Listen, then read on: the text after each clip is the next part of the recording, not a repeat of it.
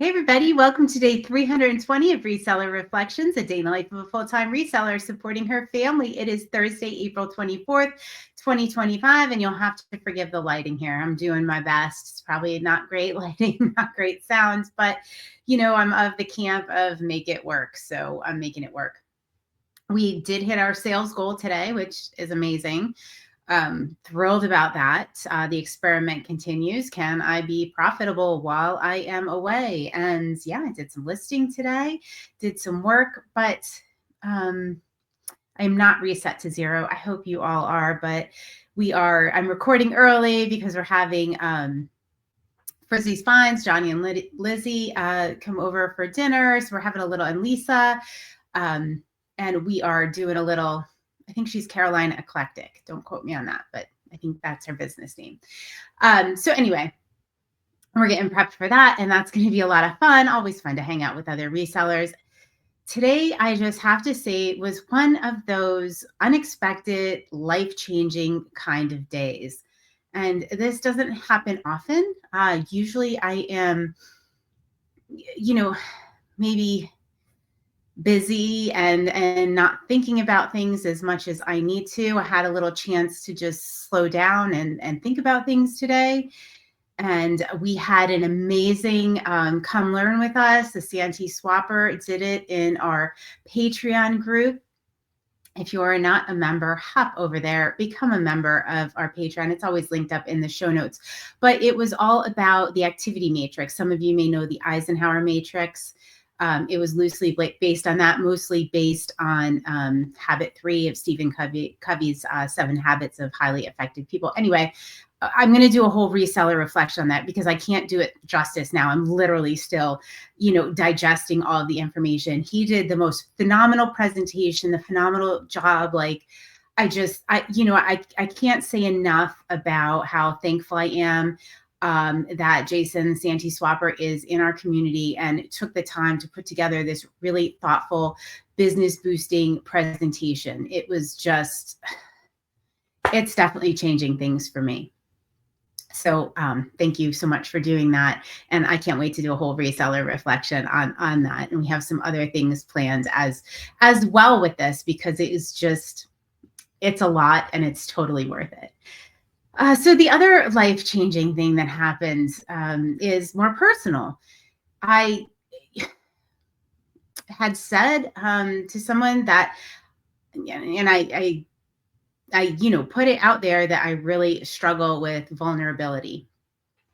I know this, right? And we find what we're looking for, right? This whole reseller reflection journey has been an exercise in that. It has been at points very uncomfortable for me. But through that, I'm definitely getting a little bit better. So this helps me, personally and in business as well, being able to share with our community members some of the struggles and vulnerabilities that I've gone through. And it really makes things more relatable. But I wasn't sure like how or why or what this whole thing was. But I know it's something that I legitimately need to work on. I am a person that really I don't like small talk. I'm not a surface kind of person at all.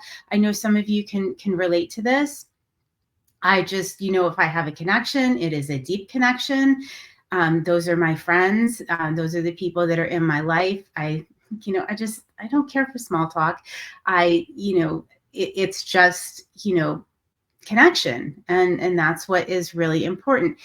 However, it is very difficult if you are not willing to be vulnerable. So I am, the firstborn. I have a younger sister.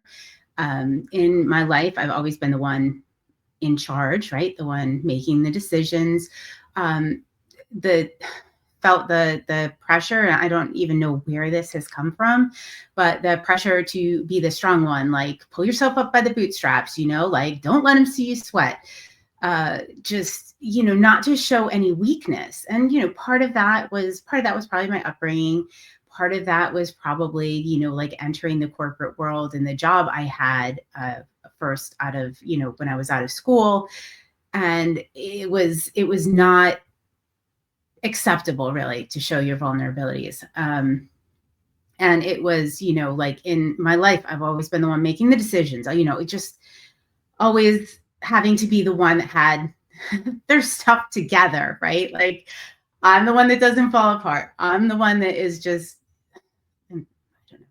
But anyway, so this does tie around to Consignment Chats, actually, because I keep hearing about this book, The Gifts of Imperfection, Brene Brown. A lot of you know her. So a couple of people in our Patreon group, a couple of friends have read this book and recommended it. So, I just I had it on my bookshelf. I hadn't read it. I picked it up. I started reading it today, and you find what you're looking for. And here is what I'm going to read to you, because I was like, Molly, maybe the 12-week year was written for you, but I think this book was absolutely written for me. And I think I've swung the pendulum too far into not caring what other people think, and maybe having too much armor and building that up a little bit too much, or maybe a lot too much. I'm not sure. But as we struggle to be authentic and brave, it's important to remember that cruelty always hurts, even if the criticisms aren't true. We go against the grain and put ourselves and our work out in the world. Some people will feel threatened, and they will go after what hurts the most: our appearance, our lovability, and even our parenting.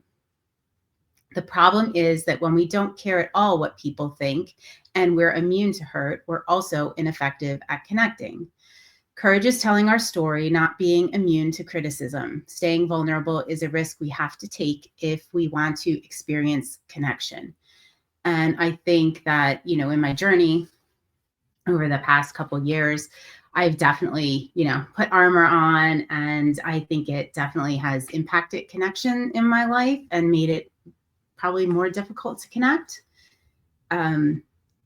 Also being like on YouTube and, having our community and maybe being a little more public. Also, you have to have a little bit of an armor, right? Like we get criticism, we get comments, we get negative feedback. And, the first place you go is, it doesn't matter what other people think.